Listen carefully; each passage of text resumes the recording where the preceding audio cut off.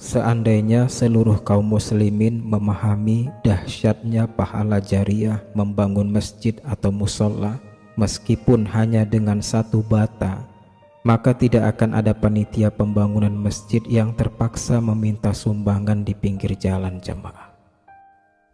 Ini bukan masalah boleh atau tidak boleh, tetapi ini masalah pantas atau tidak pantas. Seharusnya kita malu apabila pembangunan rumah Allah, kemudian kaum muslimin terpaksa harus meminta sumbangan di pinggir jalan. Ini karena kaum muslimin belum terlalu peduli dengan menjaga izzah atau kehormatan agama Allah.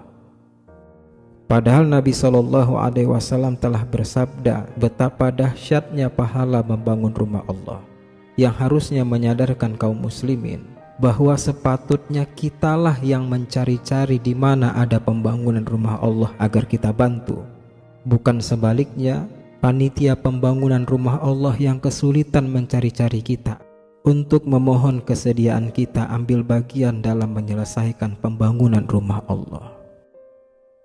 Sabda Nabi SAW dari Jabir bin Abdullah radhiyallahu anhu, Rasulullah SAW bersabda, "Man bana masjidan lillah," siapa yang membangun masjid atau musolah karena Allah, kamafhasi kototin au asgor, walaupun ukurannya hanya selubang tempat burung bertelur atau lebih kecil, banallahu lahu baitan fil jannah, maka Allah akan bangunkan baginya rumah di surga. Hadis riwayat Ibnu Majah nomor 738. Maka silahkan Anda membangun rumah di dunia. Bahkan mungkin sebagian kita ada yang sampai berhutang demi bisa memiliki rumah pribadi. Tetapi rumah pribadi yang Anda bangun di dunia ini tidak akan Anda bawa mati jemaah.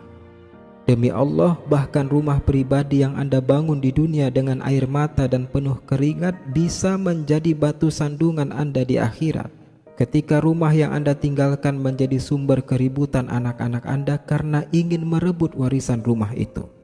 Atau bahkan ada anak yang menjadikan rumah warisan orang tuanya menjadi tempat maksiat dan tempat zina, na'udzubillah.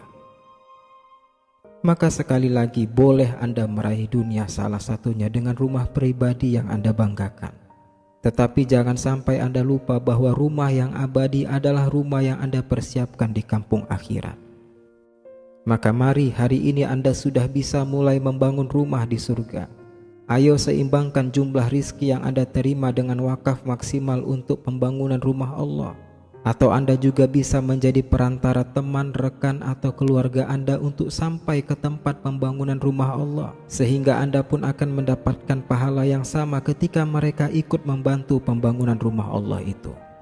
Jangan ragu dengan janji Allah bahwa setiap yang Anda beri untuk menolong agama, maka Allah pasti ganti dengan ganti kebaikan yang berkali-kali lipat jamaah. Firman Allah Azza wa Jalla dalam surat Muhammad ayat 7, "In tansurullaha yansurkum," jika kamu menolong agama Allah, maka Allah yang akan menolong jika kamu mengalami kesusahan dan kesulitan di dunia.